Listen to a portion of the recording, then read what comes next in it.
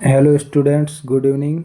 आज मैं आपके लिए लेकर आया हूँ क्लास 10th के लिए मॉडल पेपर। सब्जेक्ट है सोशल साइंस और मैक्सिमम मार्क्स इसके लिए रहेंगे 30 नंबर का ये पेपर मॉडल पेपर जैसा अर्धवार्षिक परीक्षा में हाफ ईयरली एग्ज़ाम में आता है, उसके पैटर्न पे मैंने ये छोटा सा पेपर बनाया है। हालांकि प्रश्नों की संख्या ज़्यादा होगी हाफ ईयरली एग्ज़ाम में, लेकिन पैटर्न सेम है, तरीका वही है। चलिए बिना वक्त गंवाए हल करते हैं। ऑब्जेक्टिव टाइप क्वेश्चन पहले देखिए। The word liberalism derived from the Latin word Libre means, option हमें दे रखे हैं 4, स्लेव, फ्रीडम, राइट और ऑल ऑफ दीज। इसमें से हमारा राइट आंसर है बी। आपको यहाँ पे बी भरना, यानी ये लिबर शब्द जो है लिबरलिज्म में है, लैटिन भाषा का वर्ड है। इसका अर्थ क्या है? तो इसका मीनिंग है फ्रीडम। फिर सेकंड क्वेश्चन देखिए। Poona pact was signed in the year of, यानी कौन से ईयर में पूना पैक्ट आया? वो 1932 में आया था, इसलिए सी राइट है आपका आंसर, सी होगा।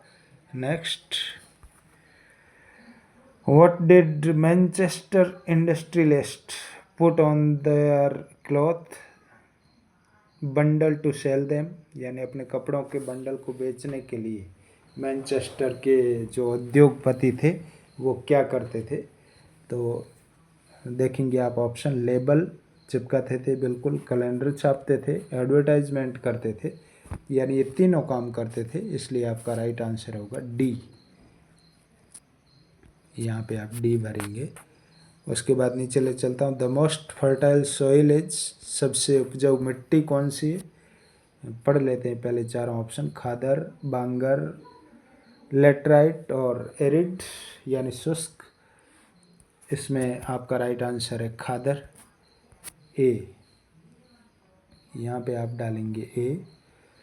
और फिफ्थ क्वेश्चन है, the Sariska tiger reserve situated in, यानी सरिस्का टाइगर रिजर्व कहाँ पर स्थित है? यहाँ पे ये सिचुएटेड है, टी बनाना भूल गया मैं, ये टी है। Situated in Uttar Pradesh, Rajasthan, Assam, Gujarat.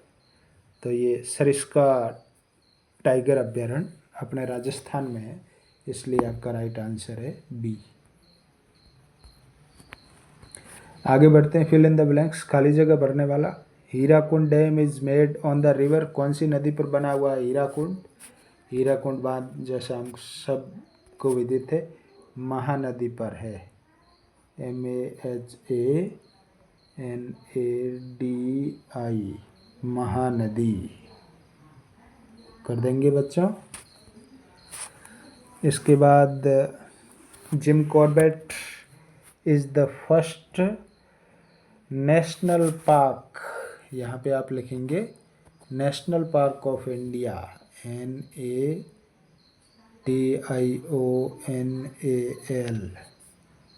National park. इसे इसका राइट प्रोनाउंस है नेशनल पार्क, आप लिखेंगे इस जगह पे। आगे बढ़ते हैं। First earth summit was held in, पहला पृथ्वी सम्मेलन कहाँ पर हुआ था? तो वो हुआ था ब्राज़ील में, आप लिखेंगे BRAZIL, ब्राज़ील। आगे बढ़ते हैं। Many countries including India have followers of, Bharat समेत कई सारे देश किसके फॉलोवर है? और रिक्त स्थान के बाद है इन देयर पॉपुलेशन, यानी उनकी आबादी में किन की संख्या ज़्यादा है? तो आप लिखेंगे डिफरेंट रिलीजन्स, यानी भारत समेत दुनिया के कई देशों में विभिन्न धर्मों के लोग रहते हैं। Different religions,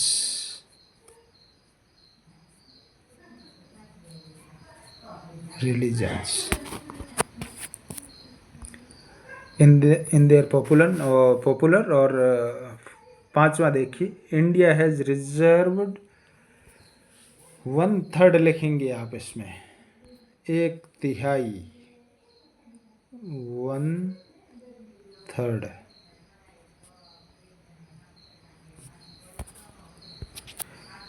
of seats for women in local government bodies.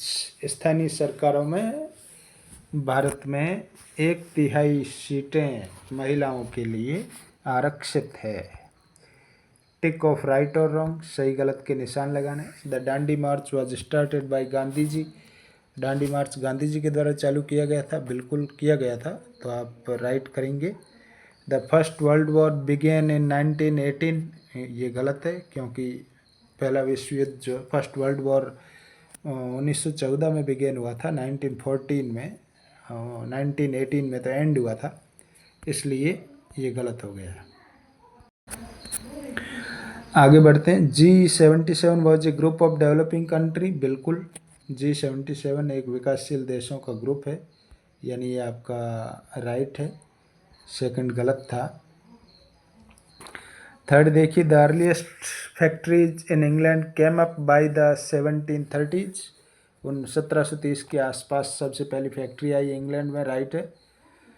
There was not a great demand of Indian fine cotton in European countries, Europe के देशों में भारत की उच्च कोटि की कपास की मांग नहीं थी, गलत बात है, मांग थी। और MNC, इसका फुल फॉर्म लिखा हुआ है मल्टी, यहाँ पे मल्टी लिखा हुआ है, MULTI, मल्टी, मल्टीनेशनल कंपनी, यानी ये राइट है। चलिए, ये भी टिक ऑफ राइट और रॉन्ग वाला भी हो गया। अब short answer type, who created the cotton mill, cotton mill की स्थापना किसने की थी, तो Richard Arkwright. What was rinderpest, rinderpest क्या है, rinderpest was a cattle plague, यानी पशुओं में फैलने वाला एक प्लेग है, एक बीमारी है। It was a fast spreading disease among cattle, और ये पशुओं में तेजी से फैलने वाली बीमारी है।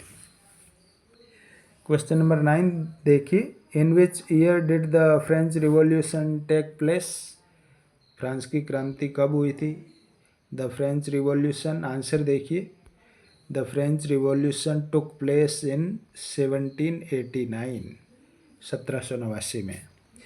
Right any one indicator of Human Development Index, Human Development Index का मतलब होता है मानव विकास सूचकांक का कोई एक इंडिकेटर या संकेत लिखिए, कारक लिखिए, तो वह है लिटरेसी रेट, यानी साक्षरता दर। ये शॉर्ट आंसर टाइप थे, अब थोड़े से बड़े उत्तर है। नेक्स्ट क्वेश्चन नंबर 11 में जाते हैं अपन। व्हाट इज डेवलपमेंट, विकास क्या है। देखिए, डेवलपमेंट इज ए प्रोसेस, यानी विकास एक प्रक्रिया है, इन विच, जिसमें पर कैपिटा इनकम इंक्रीजेज, प्रति व्यक्ति आय बढ़ती है, एंड इनइक्वेलिटी, और असमानता, पोवर्टी यानी गरीबी,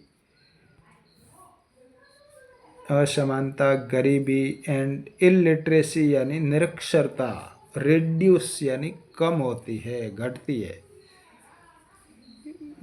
पुनः दोहरा देता हूँ, development is a process in which per capita income increases, यानी विकास वह प्रक्रिया जिसमें प्रति व्यक्ति आय बढ़ती है, एंड और इनइक्वेलिटी असमानता, पोवर्टी गरीबी, एंड इलिटरेसी असाक्षरता या निरक्षरता रिड्यूस यानी कम होती है, आय बढ़ती है और बाकी चीज़ें कम होती है।